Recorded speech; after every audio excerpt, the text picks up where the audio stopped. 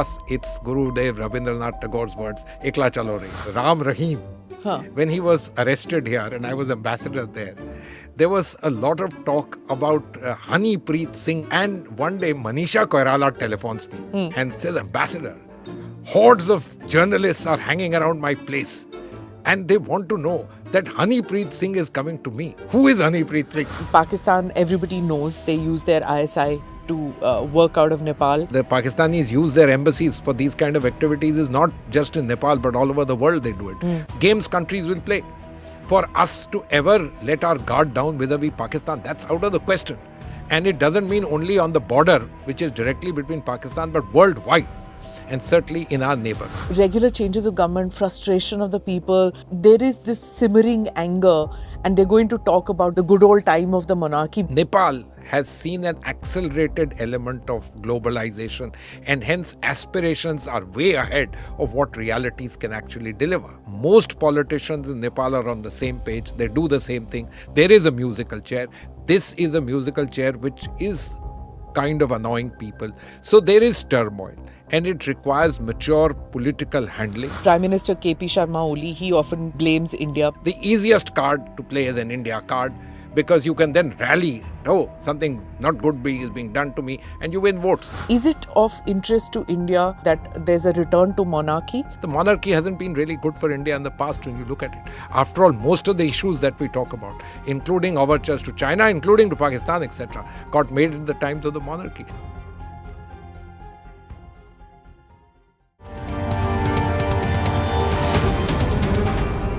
Namaste, Jai Hind. You're watching or listening to another edition of the ANI podcast with Smita Prakash. My guest today is the former Indian ambassador to Nepal and European Union, Manjeev Singh Puri. We shall be discussing the current situation in Nepal and the way forward. But first, here's a short explainer. Since the beginning of the year, Nepal has been in the stranglehold of pro- and anti-monarchy protests and frustration with the current system of governance. The former Himalayan kingdom has witnessed political instability ever since the abolition of monarchy in 2008. The fledgling democracy has had 14 governments in 17 years. These leadership changes have meant lack of development and rampant corruption. People are fed up with poor governance and are demanding the return of the monarchy. So let's find out what underlying factors have contributed to the recent resurgence of pro-monarchy sentiments in Nepal, and how significant is this movement in the current political landscape, and why should it concern India? Thank you, sir, for coming to the podcast. I have already recorded my introduction and had a short explainer just to tell the viewers, those who are not familiar with politics of Nepal. But what I want to ask you is some basic things like what is happening currently, what is the political situation in Nepal? You've been ambassador there at a very crucial juncture. But did you see at that time that this is the situation which is coming, that this regular change of government, 14 and 17 if I'm not mistaken, these regular changes of government, frustration of the people, sick and tired of corruption, lack of development, that there is this simmering anger, and they're going to talk about the good old years, the good old time of the monarchy, whether it was good or not, this wanting to go back. Did you see this happening when you were posted there? Smita, thank you very much, and I'm honored to be on ANI's talk show. I just want to tell you this. I'm not sure about the last question that you said, or the last statement that you said, that that's what they are hankering for. It would appear to me that much of it is our perception here, because that's what we think that they are hankering for. They are hankering for change. There is a degree of frustration among the youth there. So let me take you back a little bit. Look, Nepal went through, as you know, this Maoist insurgency, etc. Nepal also went through, it's been a great beneficiary of globalization. Till the 1990s, most Nepalese didn't have passports. And then Nepal started issuing passports.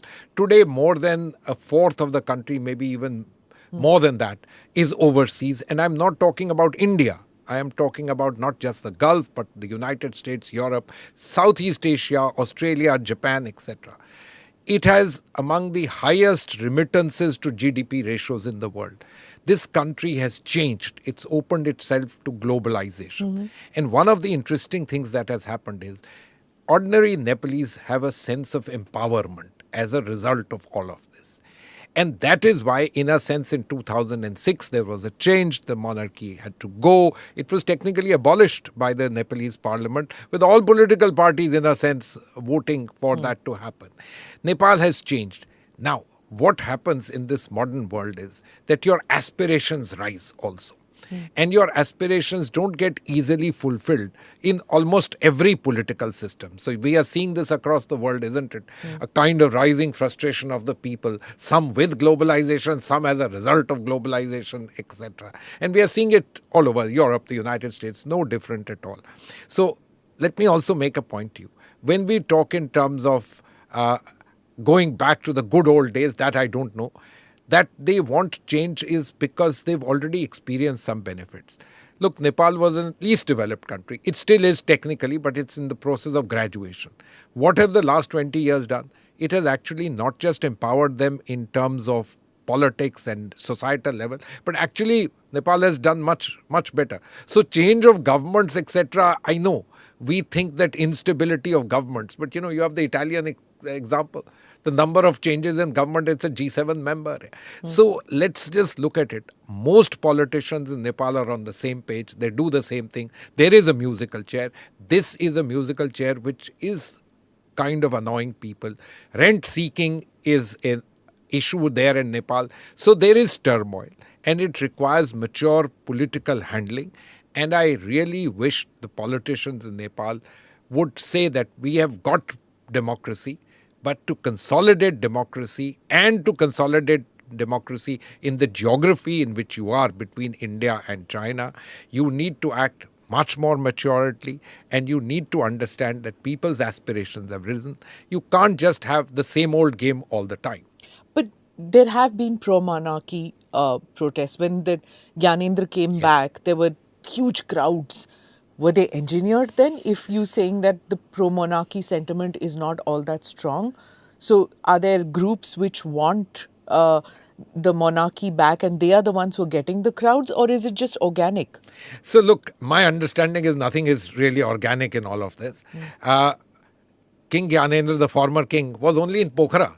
He wasn't returning from any long-term exile or something. He lives in Kathmandu. Yeah. He came there. There were 5,000-6,000 people in a pro-monarchy thing. At the same time, there was a demonstration by the so-called Republicans, which were 20,000 people. Now, I don't want to go into it. There is no doubt in my mind that there are many factions in Nepal, many sets of people who talk in terms of old was gold, the good old days, and they identify good old days with monarchy. And therefore, certainly, he becomes a kind of symbol for them to talk in terms of all A of rallying this. point. Yes. And to them, if you don't have a rallying point, how do you work on the frustrations of the young people? This is a way of channelizing. So there is certainly a segment of the population which looks at this, and this becomes the way in which their frustrations get segued, etc. But on the other hand, it is at least my convinced belief that the Nepalese are now quite firmly wedded to the idea of democracy. That democracy has its ails. That's a different matter. And they want some kind of perfection, which isn't very easy. So we don't know what is the happens. model that they're looking at, which they think? See, we all have in our imagination some kind of a model, those who have grown up in democracies or those who see functional democracies. So what kind of a democracy is a model for the Nepali people? Well, multi-party democracy is not something that they don't want. But what is it that they want? Everybody thinks that democracy is a panacea to good life, everything going very well. What are the examples that we see in front of us? European countries, the United States, perhaps not so right now. There are very few people in the world who think that everything that's happening there is great. Although there are many people who draw lessons that look, what is happening there is perhaps a natural corollary. But basically, it's European ideals. And why do we look at them? We say, look, 200 years of democracy, these countries have done so well. This must be the outcome of democracy. But in much of the developing world, democracies, etc., have brought benefits. But have they brought European levels of life being so good and wonderful, etc.? No, it takes time. But Nepal has seen an accelerated element of globalization, and hence aspirations are way ahead of what realities can actually deliver. But unemployment, inflation, frustration with all these issues, lack of development, how long is an aspirational generation supposed to wait for all these things? Well, people have to wait quite some time, but they have the right to bring about change. And we've seen it in the last couple of elections. Parties with young people have come to power. They've also got elected. But then democracies have their own ways of, let me say, bringing you into the fold. And then people remain frustrated in any case at the end of the whole thing. As I said, Nepal has seen more than a modicum of development. It isn't that it isn't. Okay. We look at developments as large roads, tall buildings, big cars. That's not necessarily. There's been a great deal of empowerment. The ordinary Nepali today is far better off, much better, whether it's through remittances or people going overseas, etc. All of this is there. But you tend to take all this that is there for granted and you want more. And because they are a society which has seen much more of globalization, their aspirations of the average Nepali are, let me say, much higher than the average Indian. So, who do they compare? Like you said, everybody looks at the European Union or the European Parliament or the European countries to say, okay, this is an ideal that we aspire for. As far as the Nepali youth is concerned, who do they want to become? Do they want to become like Pakistan? Do they want to become like Bhutan, India, Sri Lanka? Who do they see in the neighborhood and say, okay, this is a functional democracy. These are the people who are doing well in their country. We want to become like them. Smita, the ideals that are sold in Nepal is Nepal should become the Switzerland of the world. Okay. All right? That's what they look at. They recognize. That's not bad. Yeah, they recognize that India is a long-standing functional democracy which has given them the entire ideas of multi-party democracy. In fact, helped bring that about in Nepal. They recognize that very well. But on the other hand, their aspirations are well beyond wanting to be just a middling developing country. They think that they are very well positioned. And because you go overseas and you work in those environments, you see so much possibilities. That's what they want. It takes a very long time. Let me also say this to you. Nepal's geography, which, their politicians and others may see is greatly advantageous, is actually a very difficult geography to be in. It's a hilly terrain, very difficult to manage. There are all kinds of geographical impediments. And being among the two largest countries in the world, with their own sets of geopolitics, believe me, it requires truly matured leadership and a leadership that does two things. One, manage these two plus the global relationship, the Western world, and B, take care of the aspirations of people which are important, recognize them, and in some senses recognize that it can't be politics as usual, me, the chair, and myself, and my family and others. You have to understand that. So let's talk about the two powers then. The Prime Minister KP Sharma Oli, he often blames India. So what is the India card out here? So, Smita, the India card is not Mr. Oli and so on. The India card is a very old Nepalese thing. The Nepalese have this identity politics. And this is not from today. It's from the time, late 1700s, when Nepal became a unified kingdom. They have always wanted to have themselves seen separate from India. You won't perhaps know, but in the great darbars in Delhi, they never sat with the Indian princes. They sat with the foreign representatives.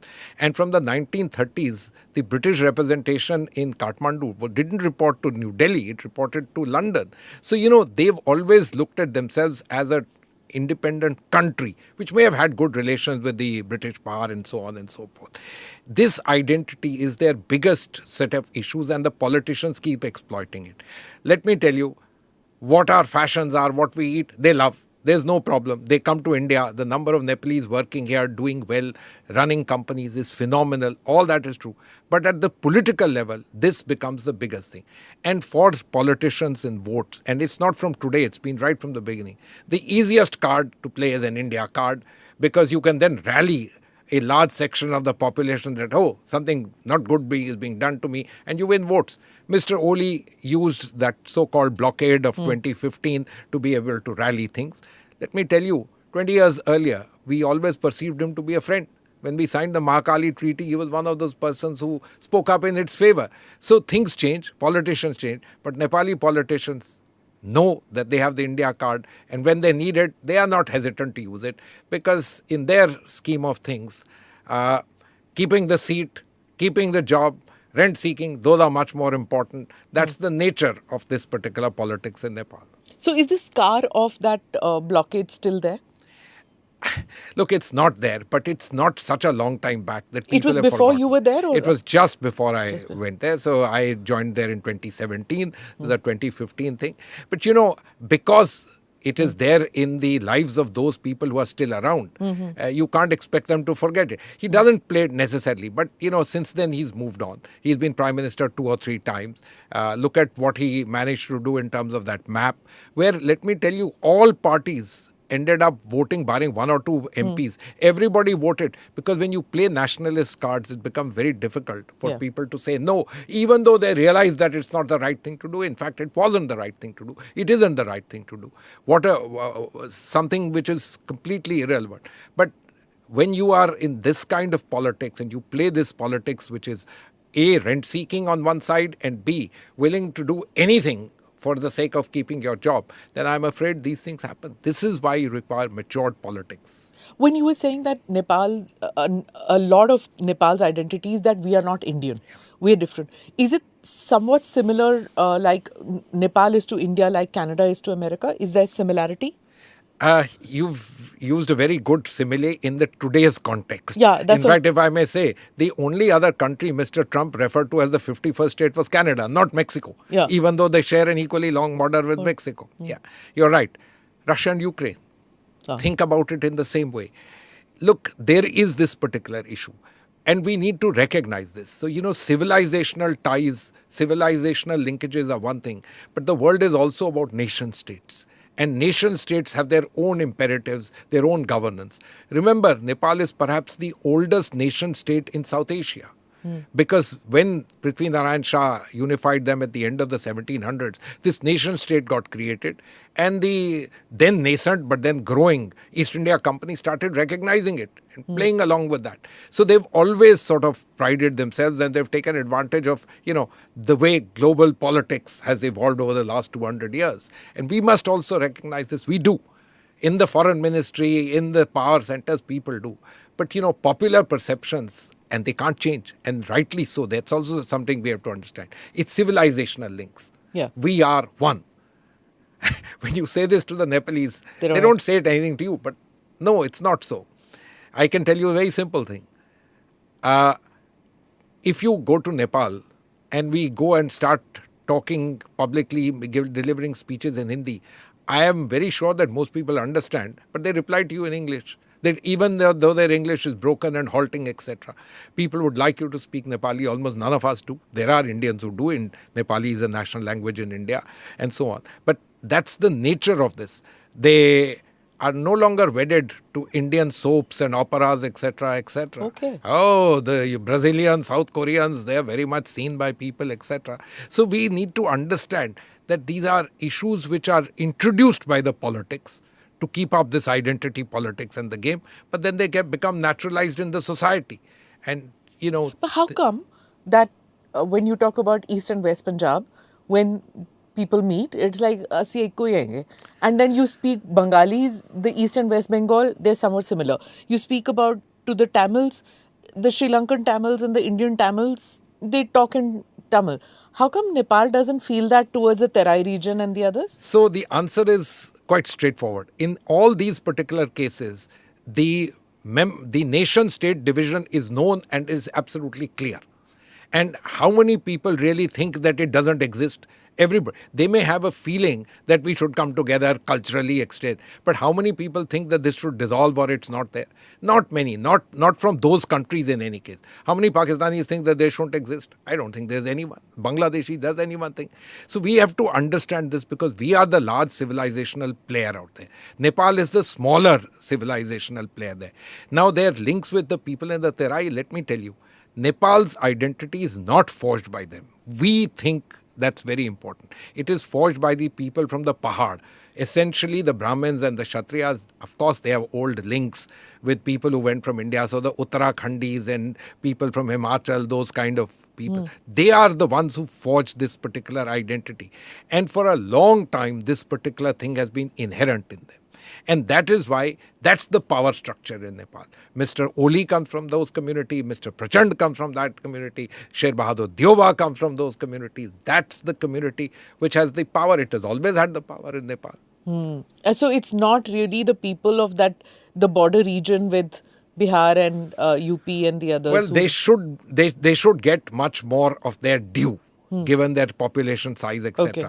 But the nature of polity in Nepal is that it is dominated by the Pahadi community, as they say, and for them, it's their interests which matter the most, and that's the way it has been right throughout. So currently, what is the nature of the disputes that we have with Nepal with regard to the border and things like Look, that? our biggest set of challenges with Nepal, and we'll come to these, is that we would like the Nepalese, ideally, to have a bit of a lean towards India.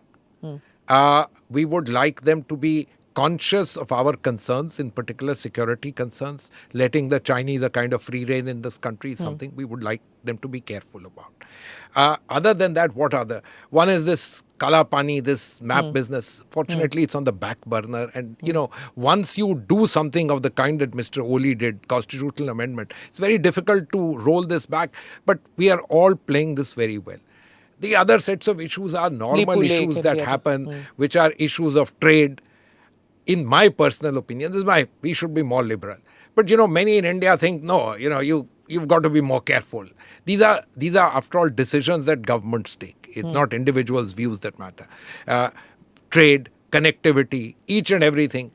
But the Nepalese political psyche is such that for each of these, they look at them all from the political angle and the question of safeguarding their identity, safeguarding their kursi and so on. It's very important. Not that we don't do it, but we are so large that all of this appears relatively not the headline-making news. But for them, any and everything that we do becomes a headline-seeking news. That's So why are they important. choosing this aggressive posture, the political establishment, with regard whether it is their currency, whether maps, changing it? Why are they continuing with this? Is it beneficial to them at all? In my opinion, not at all. But let me tell you this.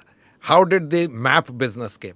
When it came about, Mr. Oli was facing a tremendous political challenge within his own grouping, which included Mr. Prachand, who said, we had a deal. You would step down. Now it's my turn. He didn't want to.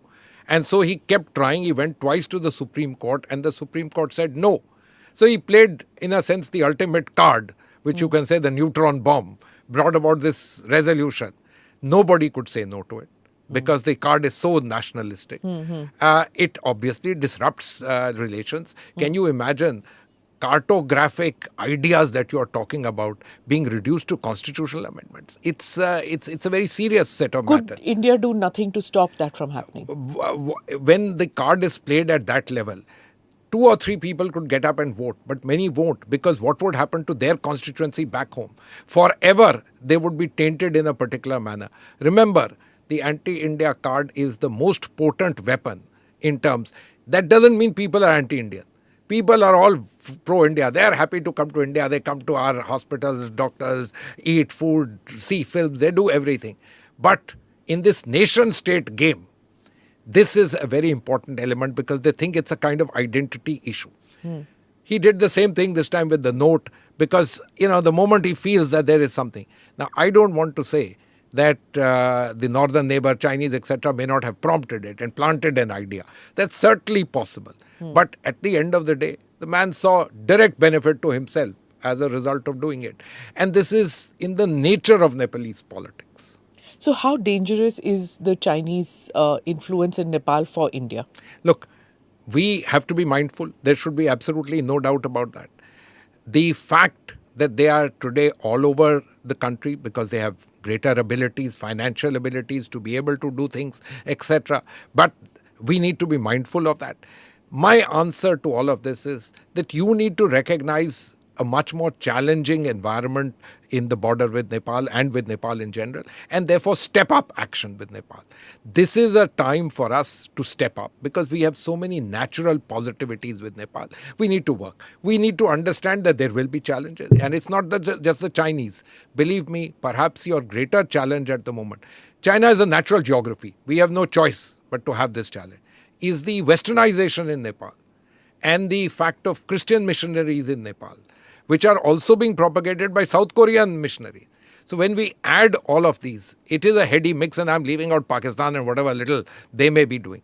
This is a heady mix, and it requires, in my opinion, much more interaction, much more willingness to, reach out to those people, develop links, etc., no matter that they exhibit a degree of making you feel frustrated, etc. That's par for the course. It is, in my understanding, extremely important for us to engage with Nepal because in various ways, societally, don't we feel good? Isn't there this commonality? It's our people. And so therefore, it means that for our governments also, you need to go more than the extra mile. Okay, when you're talking about westernization, the impact of that you're talking just culturally, or can there be more than that happening in Nepal? For example, if I was to just say that we probably didn't see this happening, or we left some doors open, or we had all our eggs in one basket when it came to Sheikh Hasina in Bangladesh, and we didn't see that Muhammad Yunus is going to be this kind of a challenge to India strategically, or whatever you want to call it. What happens in Nepal? If you're saying there's such a Western influence in Nepal, so we have the China angle to it, we have the Western angle to it, we have that missionary angle to it. It's a heady mixture that you're talking about. It is. You perhaps are not aware that, while Afghanistan was still brewing, etc., the fact was that the Nepalese had the second largest concentration of global NGOs in Asia after Afghanistan. And you can see this all over the place. So it is a heady mixture. There's no doubt about it. And I think one needs to recognize that we and the Western world are not necessarily on the same side on everything. Let's take this very simple case. This business of what would we like. All of us would say if Nepal, in some senses, reinforces the fact that it's a Hindu country, we'd feel more comfortable. We'll feel much better. Isn't it? Why? Although we are a secular state, we are a country with the largest Hindu population. We would feel a little better. There are questions of perceptions in all this. Who are the people? I don't think the Chinese, the Western world will be completely. And some of these ideas that happened at the time of the adoption of the constitution, I mean, without doubt, whether the people had studied in India, whether they had gone anywhere, these are ideas which have come even to us from the Western world. That's how these developments have happened. But they are now a fact and reality. And so, therefore, you need to understand. And it's not necessarily that everything is on the same page. I am a very old-fashioned believer. I say it, many people sort of don't agree with me, that for Nepal and India, for us, it's Gurudev Rabindranath Tagore's words, Ekla Chalo Re. Oh, okay. So now if the great game was played in Afghanistan historically also, do you see that in the coming decades a similar kind of, or somewhat similar kind of a great game could be played with China and the Western powers in Nepal too? I think that time is a little over. Think about what happened. The first sets of interactions with the Nepalese after the Second World War, in Nepal, there was only this British representation. The Americans and the French extended recognition to the Nepalese government literally months before we opened our embassy and the ambassador finally went there in December 1947. We were able to stave them off from bringing resident missions there. But the fact of the matter is, those were the heady days of the Tibet annexation, etc. And much cooperation happened. But after that, with the US-China situation post-1971, where was their interest in the matter? Things are looking interesting for them. They are worried. But on the other hand, let's also remember where the Chinese have reached today. Where are they? They are no longer a country that you can relatively easily play. Their economic might is tremendous. Their physical infrastructure abilities are tremendous. So many things have happened. And the reality also needs to be recognized. For me, this is a challenge, but certainly not an unsurmountable. There's no question of unsurmountable. It is a challenge where we still are the big players. We just need to ensure that don't get in any way, don't get overawed by any kind of challenge. This country is too important as a society. We remain engaged. After all, we are now the largest society, the fifth largest economy, on our way to the third. Our abilities are going to change. Our abilities to meet aspirations of those people will change. Smita, I'll tell you something very interesting. When I was ambassador, obviously I had the opportunity to meet chief ministers in states around. And many would ask me, what should we do? My simple answer was open malls on the border. Go to Siliguri, see the malls, they're full of Nepalese. Now I am very happy to see in Gorakhpur there are malls. People come. Keep this connect And there was a alive. time where Indians used to go to Nepal to buy So this jeans is very khareedne. interesting. My first Levi's came from Nepal, if I'm not mistaken. Don't worry, so did mine. Yeah. At the end of my school and between college, there were 6 months, and two of us kind of trekked our way all the way to Kathmandu. And the basic idea was to buy one pair of Wranglers. And to have milk made, Yes. this condensed milk, which was very expensive. You're talking of the 1980s or, late 70s, I'm guessing. Late 70s. I'm Late a little 70s. older than all of them. Yeah. But why is the change? Because we made policy interventions. We are no longer a protectionist society. Nepal continues to levy 300% duties on cars, etc. There was a time we used to worry that cars get imported from Nepal. Today, they are worried that cars get imported from India. Wait, what about the petrol crisis? Is that over? No, so we are all Nepalese petrol is imported From to here. India. Now we have a pipeline. Okay. So in that sense, this whole idea of that has become passé, isn't it? Okay. And I'll tell you something very interesting. Sure. This pipeline was done in kind of record time, very neatly done from Barauni in Nepal to the Nepal. Barauni in Bihar. Bihar to the Nepal border, where Indian Oil has a big station. I want to tell you, when the two prime ministers jointly inaugurated the pipeline, and it was done virtually, Prime Minister Oli said, "Thank you very much. The price of petrol in Nepal is reduced by so many rupees per litre." Look at the difference that it made. And this is what the connectivity with India does. It affects directly. The politicians may continue to play their games. However, the people notice. And see, when China, the whole Belt Road initiative, that has entered roadblocks in Pakistan because of the Baloch problem. What about what they're doing in Nepal? Is there a sense of insecurity among the Nepalis that China is, they have aspirations of not just having political power or strategic power in the area, they are expansionist. Do they fear that from their neighbors? They know that. Fear among the population is a difficult word to talk about. They certainly know it. And what do they do about it? They know that they need to keep them also a little happy. We need to understand, if we have a 1,500 kilometers border with Nepal, they have 1,400 kilometers on the other side. And the Nepalese always tell us, you don't realize that it's important for us to keep a relationship with them which is on an even keel, because we don't have the abilities in case they decide to do anything which is truly untoward. And let's leave out the question of anybody else coming to anyone's aid. That's not what happens in the real world. In any case, you suffer the consequences of that. Yeah. So this has been an old theory, not from today. Now, they know the BRI. Up till now, if you notice, the Nepalese haven't taken any loans. They were very careful. This time when Mr. Oli went, they signed an agreement which is a little fudgy on the question of whether it's loan or grant, etc. They tend to say, we will be very careful on loans. The Nepalese have been careful on loans and have now recently even said that we won't take any loans from anywhere because our abilities to repay have become very cringed and they are very difficult for us to do, etc. So they are careful, they know. But they slip up also. And they slip up also because they see immediate advantage of some kind or the other. This has happened in the past. I can tell you, in one of the previous visits about a decade back, Mr. Prachand and as well as Mr. Oli went to China. They bought several aircraft which do jet aircraft which do short route flying from China. Those aircraft become white elephants because there are no parts available, there are no cockpit crew, there's no people who can fly them. So they know all of this, but they also are very conscious of this kind of balancing act. And How difficult is it for them to keep this neutrality element going? So, this thing about neutrality, if you recall a long time back, there was all this business about Nepal as a zone of peace, this, that, and the other. Look, these are issues which have a lot of legalistic angle. Nepal would love to look at this, but they also recognize that they are, in their opinion, maintaining a kind of neutrality, that we are.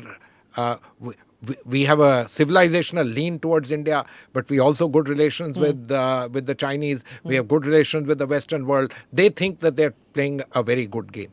But as I said, this is a very tough call. It requires a great deal of matured political handling. And when you say that game I'm doing well, but internally I'm losing out, then it becomes a case where opportunities arise, but more than anything else, degrees of instability, etc. in your country, which you need to handle more carefully and with a much more matured manner. Okay. Nepal found itself on the FATF grey list for terror funding and for money laundering and all that.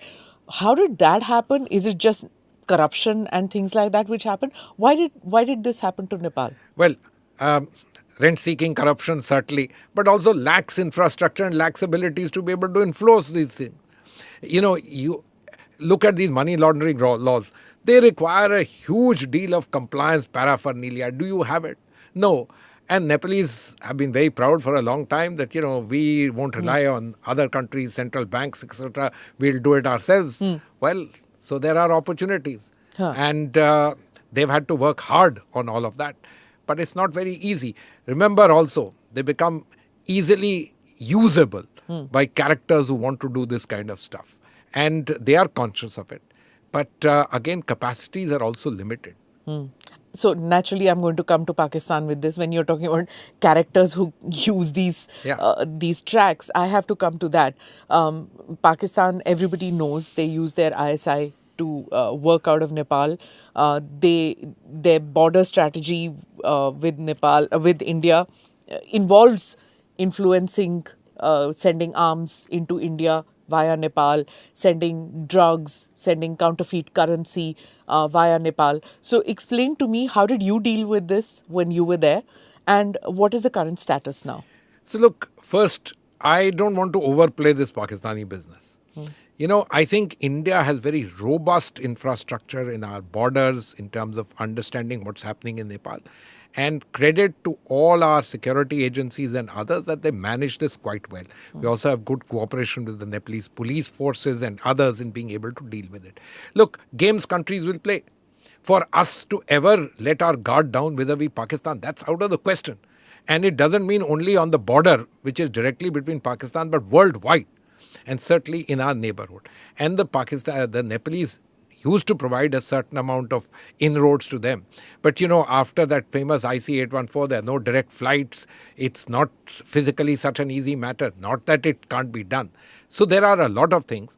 But the fact of the matter is that we are conscious, cognizant of this. And I think that we have arrangements and so on in place which take care of this particular thing, just as we do with other parts of the world, keeping ourselves secure in the country.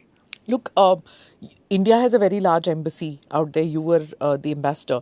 But so does Pakistan. And everybody knows that Pakistan ISI operatives also function out of their embassy. Smita, Why? they Why don't do have an they embassy. They don't have an embassy of our size or our abilities. Let's be very clear on that. Okay. They have a small little place not too far away from where we are located. It's supposed to be really large, no? It can't be. Okay. And the Nepalese at different times have, toned them down. Look, we are in a completely different league, and thank God for that. I said, we are civilizationally linked to them. Now, that the Pakistanis use their embassies for these kind of activities is not just in Nepal, but all over the world they do it. We have to be conscious about this. We need to be conscious, and we are. We are very cognizant of all of this. You are alluding to this famous film IC-814 and what happened there. Yeah. Look, I don't want to get into all that. Those are specifics, and many of us are privy or not privy to it. But several things, right? Even the RAW guy, that Rabinder Singh, who escaped, went via Nepal. No, but that has nothing to do with the Pakistanis. It was the Americans who smuggled him out. Yeah, but we have an open border. That's a route, right? No, but we have an open border. So you and I can go into Nepal by just showing our voter identity card or your passport to prove that you are an Indian. Aadhaar card doesn't prove that, right? He was an Indian. what do you want me to say about who took advantage of that? It wasn't the Pakistanis. So anybody inimical to Indian interest will use that route. So let me tell you something very interesting. Let's laugh a little bit. Okay. You know, there's this Ram Rahim. Huh. When he was arrested here and I was ambassador there was a lot of talk about Honeypreet Singh or someone. Yeah. And one day Manisha Koirala telephones me and says, she was then in Kathmandu, says, Ambassador, hordes of journalists are hanging around my place.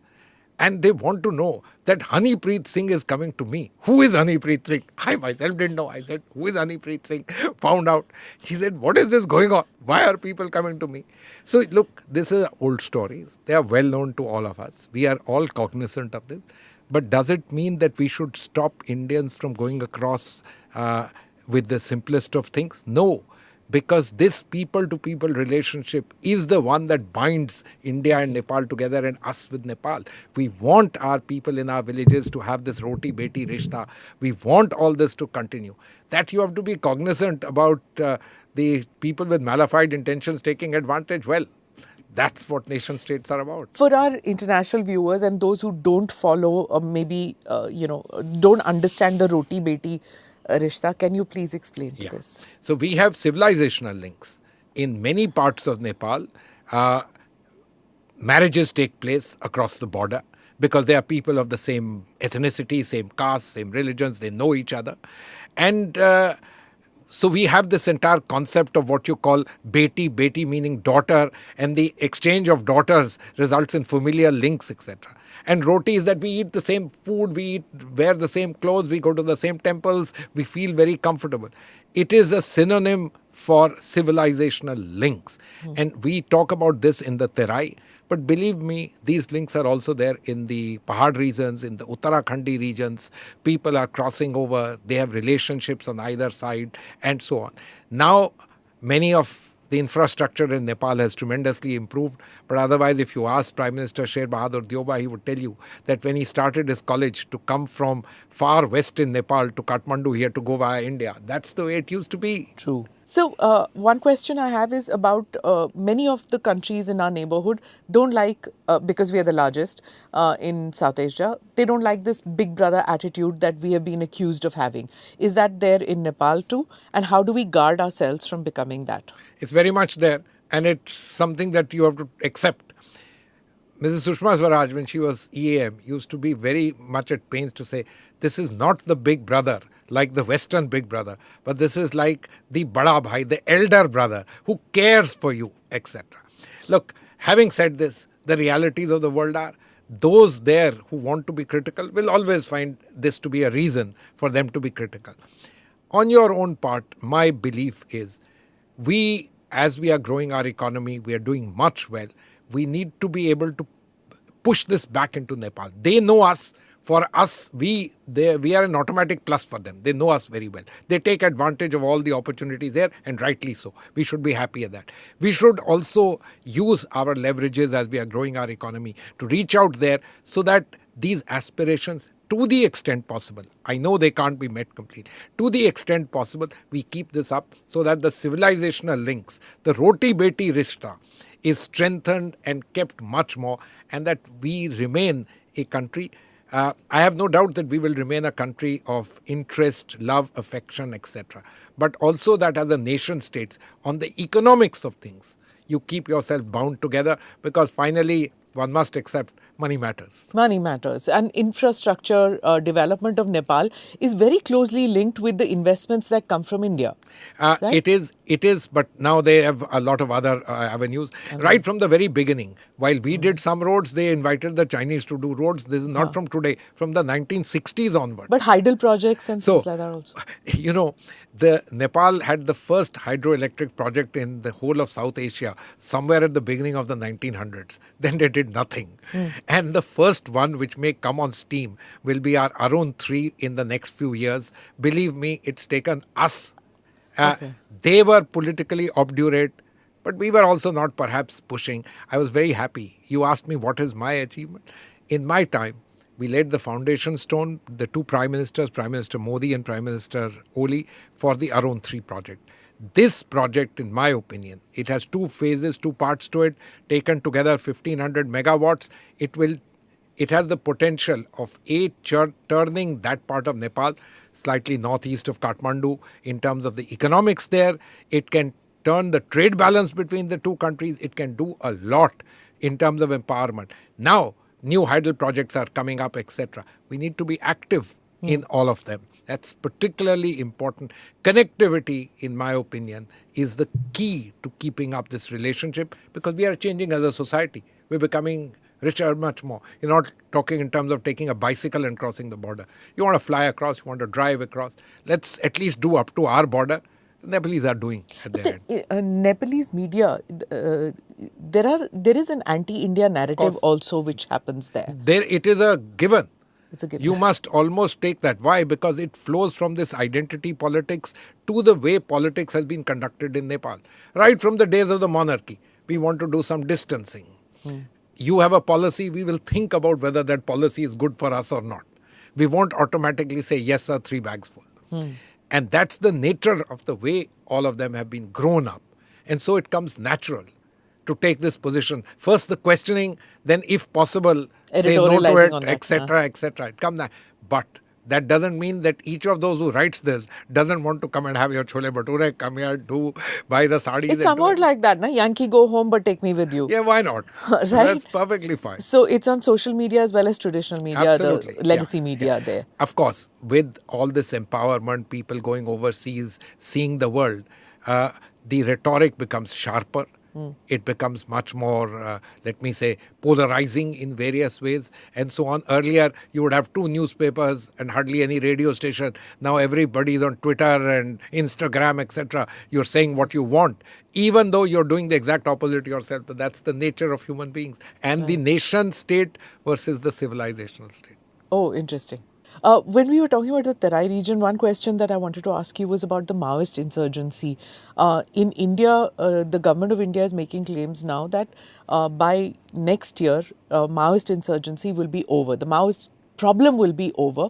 Already in Chhattisgarh, Jharkhand and the other areas, there are just few pockets left in Telangana, Andhra Pradesh, in some areas in Bengal. What is this current situation in Nepal? They were integrated into the political setup. Yeah. Mr. Prachand, who was the leader, became prime minister. I think he's been prime minister 3 or 4 times. Yeah. So it's a completely different thing. There are some small elements of people with an extreme left ideology who keep popping up at different places. I remember when I was there, we have this huge Arun 3 hydroelectric project. At one point they said, oh, we'll do something there. They couldn't do something. They would invariably issue some kind of threat against the Indian embassy. Okay. Could they really do anything? The answer is no. But yes, they would do small sets of incidents, including with other Nepalese politicians, some serious, some even with violence. These happen. Nepal has an issue with far left extremism, but it's a small contained issue. Okay. A question which I wanted to ask was that, if I was to come back to the monarchy bit, is it of interest to India, is it in India's interest, rather, I should say, that there's a return to monarchy in Nepal, or is it none of our business? Smita, there's a general saying here, and many of our colleagues, all of us who grew up with the idea of Nepal being a democracy. And that is something that I now think that the people of Nepal are completely with. So, what exactly are we talking about in this business of return to monarchy? At best, I think our ideas are what you may call constitutional monarchy. There's a monarch, but it's actually a multi-party democracy, etc. Yeah.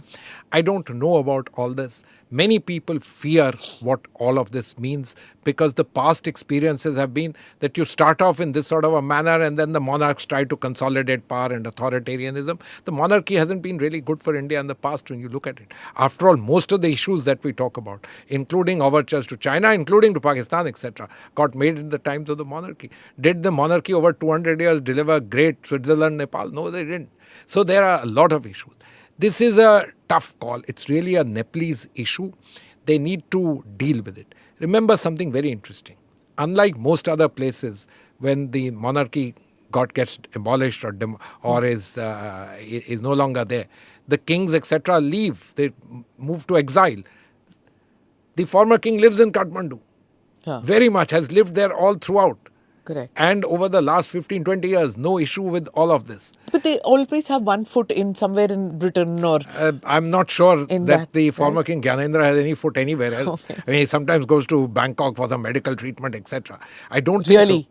Yeah, Okay. but that many people do from Thailand because they also come to India in big way. But it depends on people having their own preferences for hospitals, etc.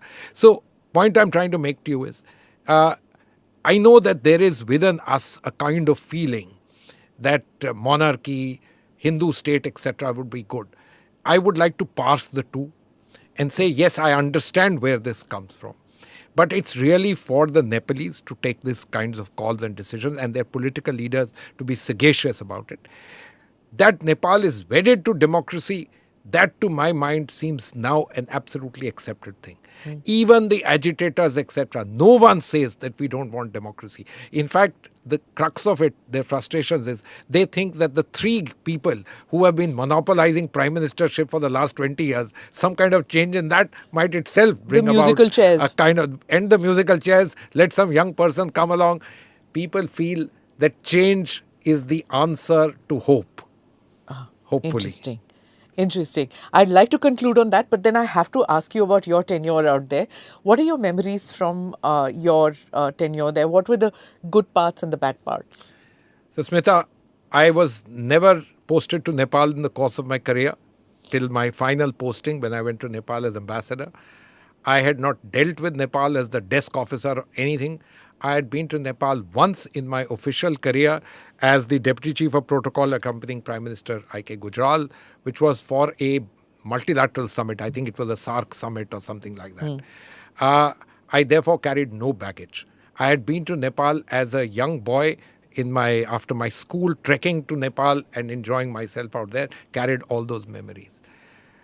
Nepal was a revelation to me, without doubt. Because all the misconceptions, etc., that I had about Nepal, developing country, poor, this, that. When I reached there, of course, it had all the challenges that you have, slums, whole lots of areas where, haphazard growth has taken place, etc., etc. But I realized and very quickly realized that Nepal has changed as a result of globalization and its opening to globalization. Today, every ordinary Nepali is empowered, has an idea about the world and knows that. Everybody carries a smartphone. Let me tell you, if a senior functionary in India goes to a village, he has a meeting, does anybody produce a record of discussions to be signed there? As India's ambassador, I was very happy to travel through the length and breadth of Nepal.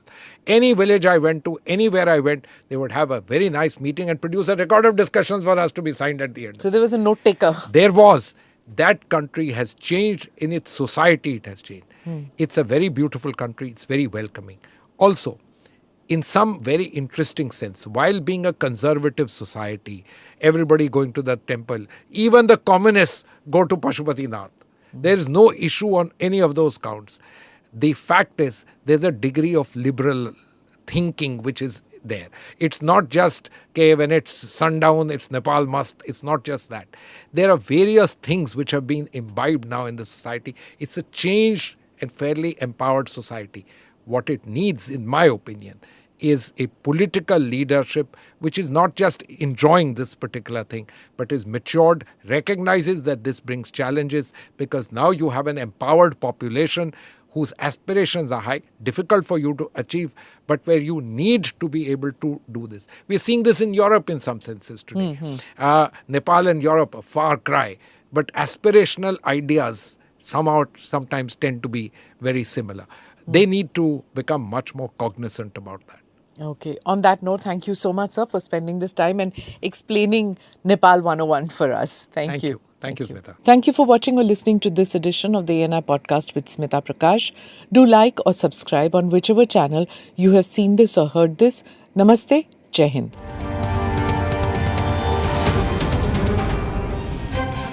Click here to watch the previous episodes.